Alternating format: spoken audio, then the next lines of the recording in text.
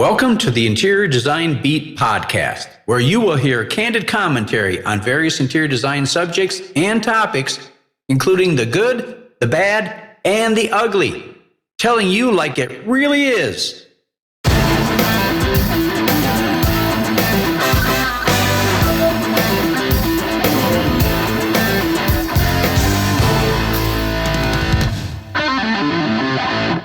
Hello, this is interior designer Steve Adamko, and welcome to another episode of the Interior Design Beat podcast. Today, I'm going to be talking about Steve Adamko, how I got into this business, and maybe even why you should listen to me. Well, to start out, I was very interested in carpentry ever since I was 5 years old. My dad was in construction. He was a carpenter. He was a construction superintendent. And the whole thing just fascinated me with hammer, carpenter's apron, all that. My grandfather also was into carpentry and was very proficient, as well as my dad, and grew up in that environment. And as I got a little older, I think it was around seventh grade that I discovered, or they had classes in drafting, which I thought was fascinating. And loved the old drawing board and the T-square and the triangles and the mechanical pencils. And wow, I was so excited that I would even go to class in a snowstorm. I mean, I just loved it. Then progressing onward, I think it was about maybe 10th, 11th, maybe 12th grade, that I got a lot more interested in architecture and in buildings and design and obviously construction. And I liked everything about it. And I loved geometry. But one of the aspects was you had to take calculus. I could get through algebra, but calculus was like, oh, I don't know if I want to get that deep into it. I'm very much into aesthetics and everything, and design and construction and ambiance and the whole kit and caboodle, or the whole enchilada, if you will. But I had a problem with that calculus aspect. So I started looking around, and I came across a book that was instrumental in me getting into interior design because it, for me, encapsulates carpentry, architecture, and interiors. And obviously, we all know that buildings are constructed so that we can have interiors. And I surmised that you could do more with an interior than you could do with the exterior, because with every given building, you've got a certain facade, but with all the rooms, you can do a myriad of things inside that you really can't do with the rest of the structure. And you can always change things a lot too, in terms of the architecture or the interior architecture, as well as the furniture and furnishings and everything else that goes into creating an interior. And the fact that the interior is the part of the design that touches the human being, that touches people more directly than the architecture can, even though, there's form and shape and volume and scale and proportion, all that, which creates a dynamic scenario. Still, the interior is where we really live. We have to have furniture, fabrics, and all that to inhabit a space. Now, I should also mention that part of the influence, or a major influence, was my grandfather and my father. My grandfather was a carpenter and really self-taught in carpentry and plumbing and electricity and all of that. So he was pretty phenomenal. And then my dad was in construction. He was a carpenter, also a construction superintendent. And so that's where a huge amount of influence impacted my life. So getting back to being in high school, everybody considers and maybe does some research in what do they want to do with their life? What do they want to do in college? If they want to go to college, if they want to learn a trade or what have you. Well, I came across a book by an interior designer, Michael Greer, and the title of the book was A Definitive Study of Your Future in Interior Design. Well, I remember reading that book, and it made a big impact on me.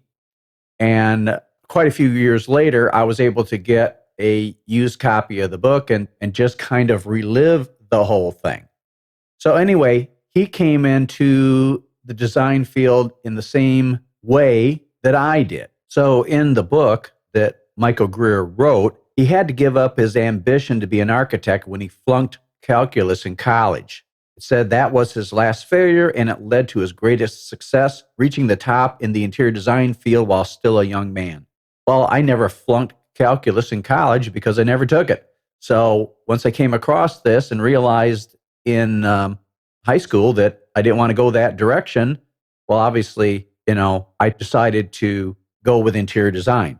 So when I finally decided to go to interior design, I took about 2 years off between high school and college to work. And then I went to Kendall School of Design when it was a private school and only had 4 disciplines: interior design, furniture design, illustration, and I believe advertising design. And it was a private school at that time. So I went there, graduated in 1979, and then got my first job in a very high-end elite furniture store that carried the best of the best, the top of the lines in furniture and fabrics and everything. So I worked there a few years and then started my own business, Spectrum Interiors, in 1982. So I should say that throughout, and even today, I study a lot in the realm of interior design. And early on in my career, Architectural Digest was the interior design magazine. And I looked at all the interiors there and the richness of the interiors, and always looked at them with an eye to what makes these interiors so magical, what makes them so engaging, what makes them have ambiance where a lot of interiors do not. So I remember taking a magnifying glass and looking even closer at the photographs, and there was one particular painting that had a large area of red, and when I put the magnifying glass on, it's almost like the red jumped right off the page. And that was intriguing because red is an advancing color. And when you see it amongst other colors, you can't notice it when you just look at it normally. But when you put a magnifying glass on, all of a sudden it just pops. It looks like it's away from the page by a quarter or half an inch. It was amazing. But anyway, I always looked at that like Sherlock Holmes, studying all the clues and the combinations and the nuances of everything and the backgrounds and all of that. Well, when you study interior design and you have a background and interest in architecture as well as carpentry, the whole thing becomes much more developed, engaging, and full-bodied. So I really established my design philosophy and point of view very early on by studying the best of the best in the entire world. And even today, I study the best of the best. And a lot of the Architectural Digest magazine issues, some of the most wonderful are from years back. So I have interior design magazines going way back to 1982. And the whole purpose is to not only formulate, but basically absorb the combinations and the qualities of what makes good interior design. I'm not into copying designs or going by fads or trends or anything like a lot of designers do today, but it's finding out really the principles and the techniques and the foundations of interior design, which also is gained, learned, and understood by studying history. History is so important to study. History of design and the greatest architects, interior designers, sculptors that have ever lived and walked on the planet. So if you don't study history of design, if you don't study the masters, you can't be a master. You can't think that you're all that in a bag of chips by going by the fads and the trends, which a lot of people do nowadays. And when you do it that way, it's really an injustice to the client.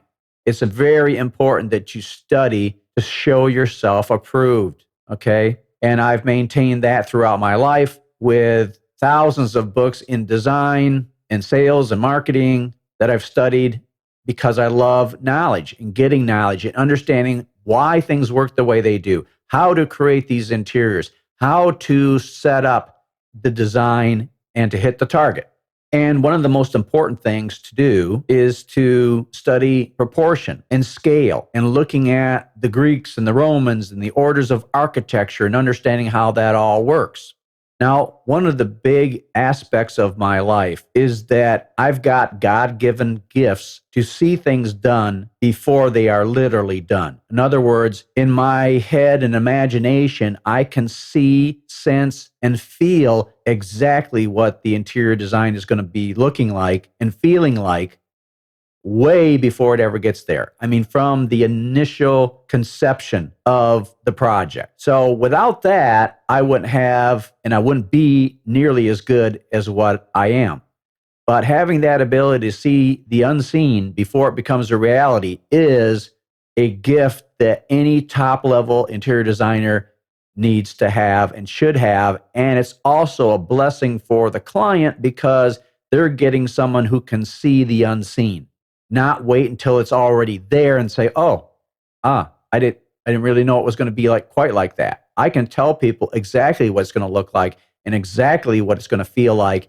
And it's always more than what I tell them. And I tell them in quite a bit of detail, but they are amazed that I'm so accurate and so on target and hit the bullseye, which I have been doing for the past nearly 40 years. Always hitting the bullseye because I know how to set up the target. And setting up the target is asking the right questions and getting the right answers and delivering the right results. It is critical to my success. So, in my opinion, you have to be a real thinking, feeling person to be excellent in this profession and to be able to articulate thoughts, feelings, emotions. That is so important because before that design becomes a reality, you've got to communicate in words.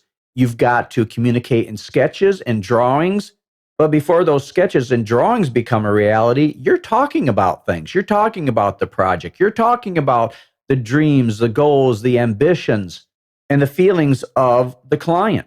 It's so important to be tapped in and to be really resonating with the client and helping them to see what they can't see. And so when you're descriptive like I am, it means a lot to them. So when I am doing design, I operate literally and figuratively like a doctor, an attorney, an expert archer, and an ophthalmologist all rolled into one. In other words, I bring a lot to the table. And like a doctor, I mean, most doctors, they're not going to prescribe anything until they've, asked questions or tested things or go through the process of what it takes to be a good doctor. In the physician field, you have to take an oath that you do the client or the patient no harm. Well, same thing in interior design. But you've got to ask the right questions and look at different things and look at the data, whatever that may be. For our interior design field, looking at the data is, okay, the house, the floor plans, taking measurements, all that type of thing is important. So if you prescribe something or say this is the design, it's based on looking at a lot of different things before you come to that conclusion.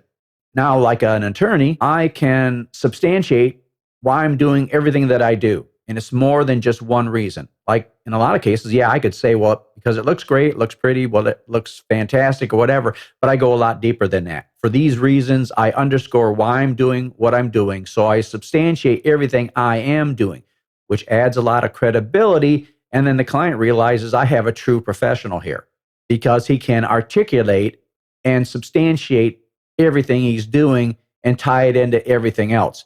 And interior design is quite complex. Real pros make it look easy, but it's quite complex and it takes insight, wisdom, understanding, knowledge, perception to do this right and to provide a result to the client that's going to be supremely pleasing and satisfying to them in all realms or in all attributes or in all categories, so to speak.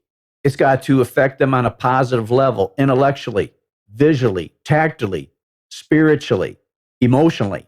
If it isn't, it's not full-bodied, wonderful interior design. So the next thing is like an expert archer. You can't be an expert archer unless you're expert at archery, and you can't be expert and hit the bullseye unless you set the target up properly. You can't hit what you can't see. You can't hit what you haven't articulated. So, and then the ophthalmologist, I like to say, well, I won't check your sight, what you see with your eyes, but I will check your vision, what you see with your mind and your imagination. So before anything becomes a physical reality, you have to see it in your mind and imagination and be able to communicate what you see in your mind and imagination in terms of the visual aspects, the spiritual aspects, the feeling aspects, the emotional aspects, the tactile aspects. That is what a true designer delivers to the client. Now, another thing that I bring to the table is that I am a custom furniture designer, not just furniture that you move around, but actual built-ins. One of the first jobs I had was with a ER doc, and we redesigned a garage that had kind of a hip ceiling, and they were wanting to put in like store-bought furniture. And I said, no, that won't work. It won't make the room look the way it should. It won't create that architectural aspect. I said, you're going to need custom furniture. And so I designed custom furniture in white oak and map of burl veneers and designed the doors and the cabinets and everything that went into it, and plus the bar. And so I've done that. I've also designed, movable furniture. Like, for instance, had a great French professor who taught French, the French language. And she had a grandfather clock that was nice, but we finally found this Oriental rug, and her favorite green was like a spring green, just a wonderful. Found this Oriental runner, which was absolutely perfect. It was kind of after the fact, but it was so rare. You never hardly find, rarely and almost never. But this was fantastic, and it fit the entry, and it was really a little bit too long. It didn't stop in front of the clock. It had to go under the clock. So we put that Oriental runner in there and then put the clock on it. So you've got padding, carpet, thick Oriental rug, hand knotted, and then the grandfather clock on top of that. Well, come to find out, there was so much there that the clock really couldn't keep accurate time. So I thought about it and came up with a elevated base that the clock sits into, but it has solid splayed sides that actually kind of remind you of the Eiffel Tower in a way, but it straddles the Oriental runner. So now the Oriental runner goes underneath the clock, and it makes the clock look more grand because it has a unique, wider base that straddles the runner and then now stabilizes the clock. So, I get into a lot of that kind of detail. And then in another house, I design all the moldings, hand designed, hand drawn, full scale, based on what the Greeks did. Everything that they did was hand drawn S-curves, whereas the Romans did mechanical curves. Well, I'm a master of the curve line. And when you can draw compound curves and stuff of the right degree and curvature and length, you are a master of what you're doing. Anybody can draw a straight line. When you're a master of the curve line, you've really got it. And so that's part and parcel of what the very best in the world have been able to do.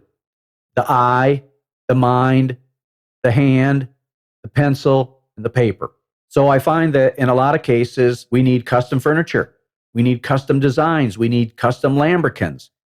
So anything that has to be designed custom, I design it right from scratch.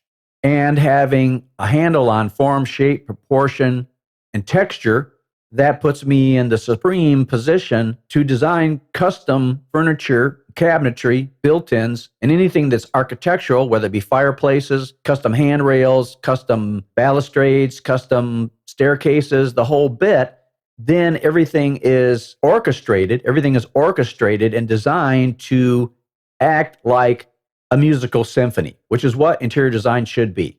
It should be musical. It should touch the heart, the emotions, and the intellect, as well as the eye. And then the next important thing that is extremely critical is lighting and lighting design. which I'm a lighting designer. It's not where you put let's say we talk about recessed lighting. It's not necessarily where you put the cans, though that is extremely important.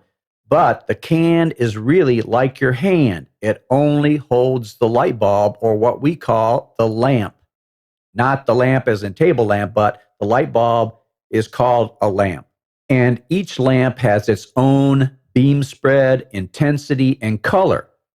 Matter of fact, color is not inherent in any object. Color is only inherent in the light. When you turn the light off, you see no color. And most of the colors are based on the sun. And then we have incandescent. And then we have fluorescent and all these other ones. And then we have PAR 36 and MR 16s that are color corrected. So the greatest spectrum that a lamp has creates a greater spectrum of colors that you can see. So when I do lighting design, it's called a reflected ceiling. In other words, a floor plan is a floor plan, but a reflected ceiling is like, it looks like a floor plan, but you're seeing the ceiling. So it's kind of like the walls, the floor plan, you're seeing a floor plan as you're looking down on it, and a reflected ceiling plan is like you're looking up at it. So the positioning and the lamps and the voltage and the wattage are all important. So when I'm designing, it's for the maximizing of the interior and increasing its presence, the emotional value, and bringing out color, texture, form, and proportion. So everything is how it's lit, and that can really make it or break it. So you have to consider all these things together as harmonizing and working together. So the dramatic aspect of an interior cannot be relied upon to get that dramatic effect just with sunlight, because that is dependent on the positioning of your windows and how large those windows are, whether the sun's shining or not. But with lighting, interior lighting, it doesn't matter what is happening outside, whether it's sunny, cloudy, or nighttime. But that's where you get the drama. When you go to a museum, when a sculpture or painting is lit properly, it has a certain drama to it. And that adds to the excitement in the interior. So lighting is so critical that you do it right, because you can do an interior design with wonderful furniture and everything. If it's not lit properly, or things are not properly considered as to table lamps, uplights, torchères, and sconces, and downlighting, and everything like that, it's not going to turn out like it really should. It's not going to reach its full potential. And then another huge important aspect is knowing how to combine a myriad of materials: marble, wood, stone, fabrics, everything that goes into an interior, down to trims, braids, tassels, everything, right down to the nitty gritty.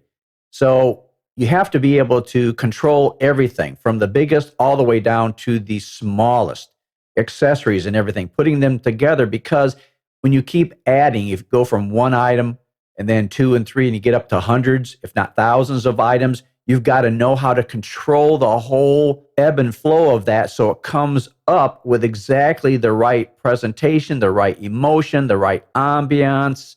And most people, they can't do it.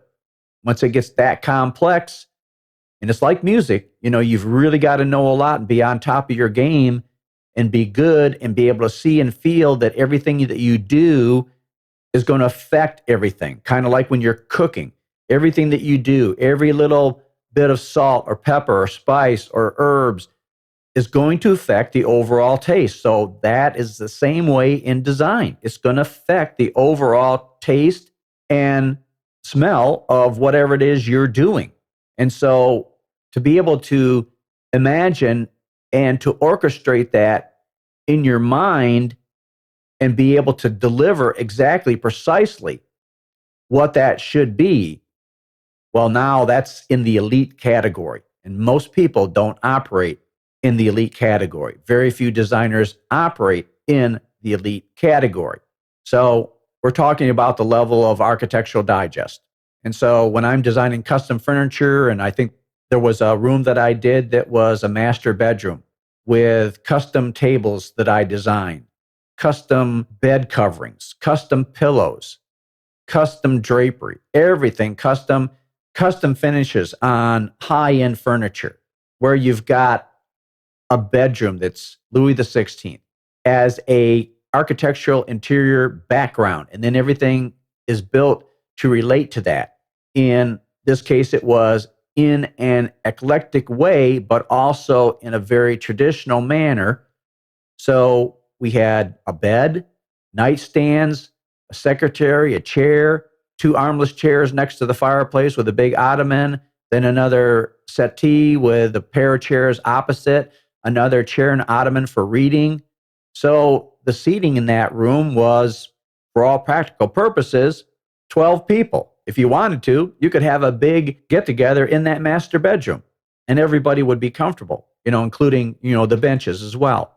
But you have to think of it. You have to see it. You have to conceive it as architecture, furniture, fabrics, materials, wall coverings. Everything has got to be orchestrated like a symphony, like a piece of music. And all the details matter. All the nuances matter. All the transitions matter. That's what I bring to the table. That's what I deliver each and every time.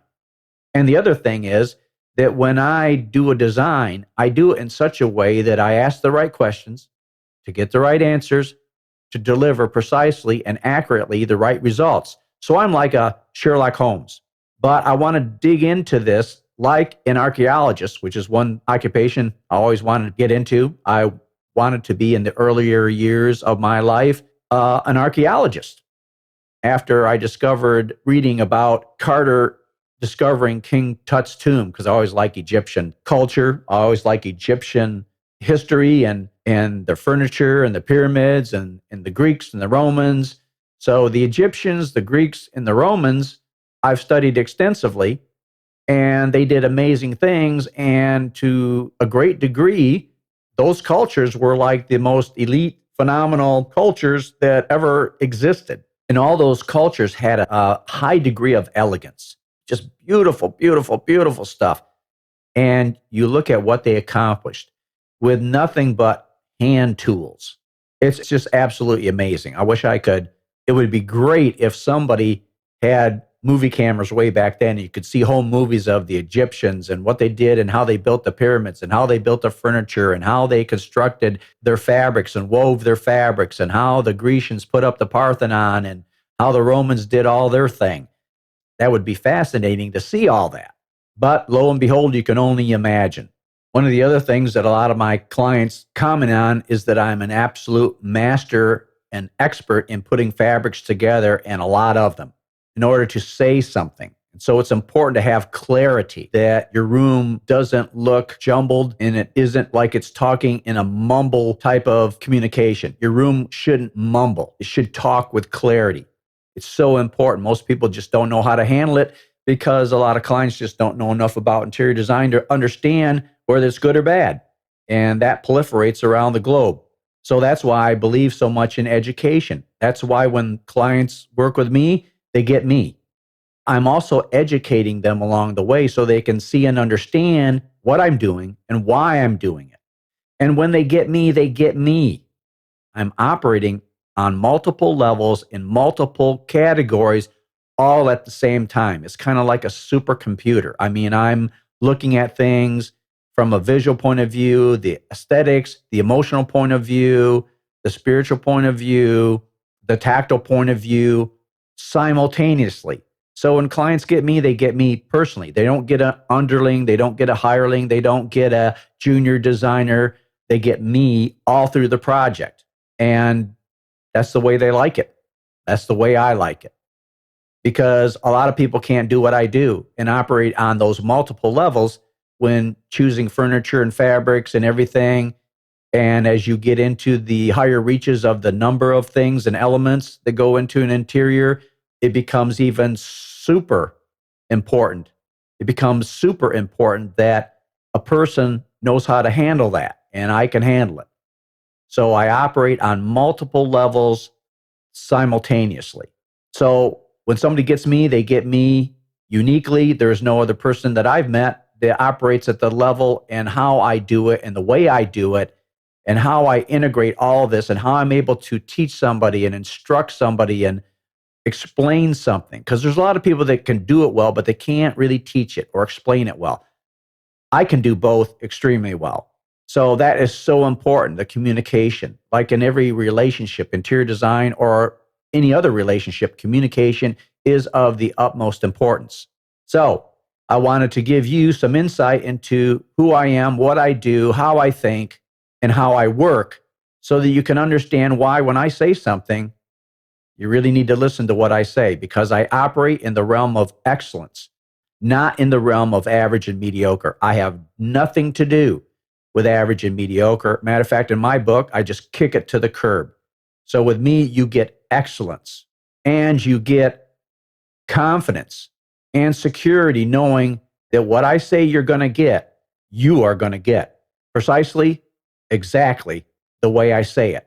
And when you see it, you're going to realize, wow, like so many others have said, did I tell you how that was going to look and feel? Yes. But did I tell you precisely? Yes. But it's greater than we even imagined.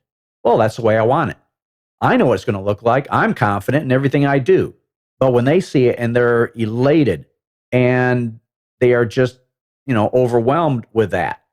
But I'm serious about what I do. We have fun when we're doing it, but we're also serious because we're talking about serious money. And so I operate at a high level and it takes a bit of money to work with me and to do the things that we need to do. So from the client side, I have to have a client that understands and appreciates and celebrates what I bring to the table. If they don't work with me, period. I fire them. Yep, they're fired before they even get started. And if they don't act right through the process, they might get fired in the middle of the process. So mutual admiration, respect, and celebration is important because it is like a mini marriage while the project is going on. So that's what makes an interior design phenomenal. It's all the elements and the people working together, skillful people who know how to do what they do, who are experts in their field of expertise. Now, I have to be expert in a lot of areas: design, carpentry, architecture, all of that to be able to pull it all together. And in many jobs and cases, residential and commercial, banks, country clubs, and high-end residences, in many cases, I have led the architects. So having a respect for architects and having a knowledge of architecture is of supreme importance so that you can talk with those people. And since I'm a carpenter and a licensed builder, I can talk about tools, hand tools, power tools, joints, all kinds of things so I can communicate with electricians and carpenters and all that. And they respect me because I'm not coming in there without the requisite knowledge. I can talk with them about saw blades and all kinds of things. So that is extremely important. So anyway, to capsulize all this, yes, I bring a heck of a lot to the table. And for clients that appreciate somebody who brings that bravado and expertise and experience and wisdom and knowledge, well, I'm your man.